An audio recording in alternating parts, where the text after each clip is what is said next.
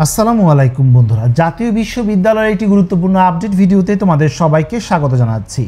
বন্ধুরা, জাতীয় বিশ্ববিদ্যালয় অনার্স এর নতুন বিজ্ঞপ্তি প্রকাশিত হয়েছে। তোমরা স্ক্রিনে দেখতে পাচ্ছ, জাতীয় বিশ্ববিদ্যালয় অনলাইন অ্যাডমিশন সিস্টেম পোর্টালে 28/7/2025 নতুন বিজ্ঞপ্তি প্রকাশিত হয়েছে। এখানে বলা হয়েছে time extension of a new first year under graduate admission 2024-2025 অর্থাৎ নতুন সময় বৃদ্ধি করা সংক্রান্ত একটি বিজ্ঞপ্তি এখানে প্রকাশিত হয়েছে।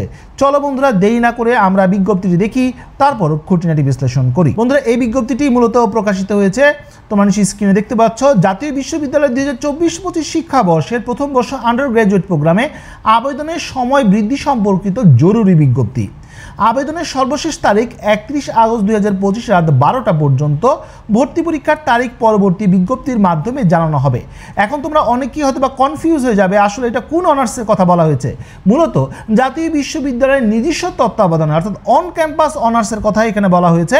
শিক্ষাবর্ষে 4 বছর মেয়াদী অনার্স যে আন্ডার গ্র্যাজুয়েট প্রোগ্রাম রয়েছে, অনলাইনে প্রাথমিক আবেদনের সময় 31 আগস্ট 2025 তারিখ রাত 12টা পর্যন্ত বৃদ্ধি করা হয়েছে।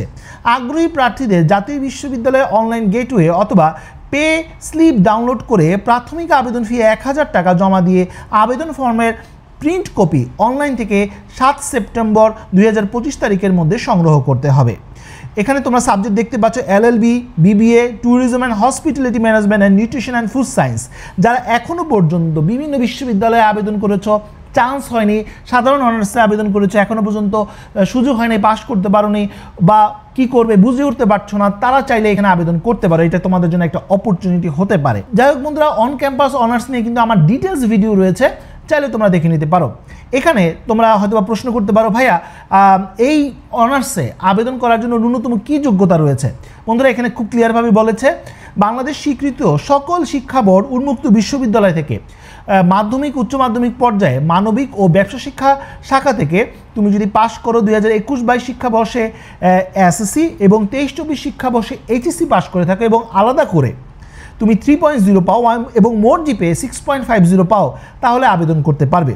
বিজ্ঞান শাখা থেকে একই সাল অর্থাৎ 21-22 হচ্ছে এসএসসি, 23-24 হচ্ছে এইচএসসি, আর আলাদা করে 3.50 মোট জিপিএ 7.50 যদি পেয়ে থাকো, তাহলে অবশ্যই এখানে আবেদন করতে পারবে।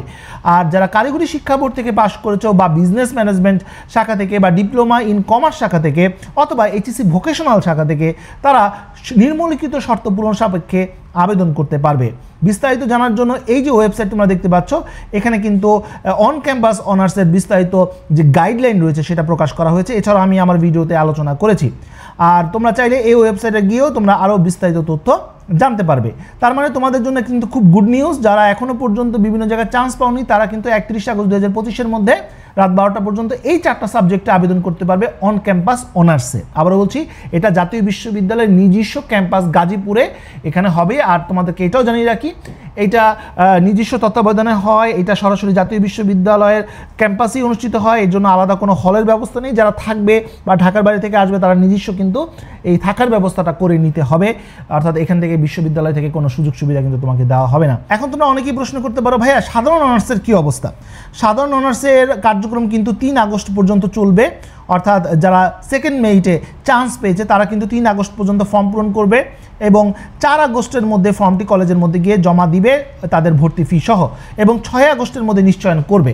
এর পরবর্তীতে কোটা আসবে, কোটার পরে মূলত হচ্ছে রিলিজ স্লিপের ব্যাপারটি আসবে। আমরা আশা করছি আগস্ট মাসের শেষ সপ্তাহের দিকে মূলত রিলিজ স্লিপের কার্যক্রম শুরু হবে। আর রিলিজ স্লিপ নিয়ে অলরেডি আমি ভিডিও দিয়েছি। আর এই তথ্যগুলো পাওয়ার জন্য, বোঝার জন্য অবশ্যই আমার চ্যানেলটি সাবস্ক্রাইব করে রাখবে, তাহলে সবসময় আপডেট পাবে। বন্ধুরা, আজ এই পর্যন্ত সবাই ভালো থাকো, সুস্থ থাকো, দেখা হবে আগামী কোনো ভিডিওতে। সে পর্যন্ত আল্লাহ হাফিজ।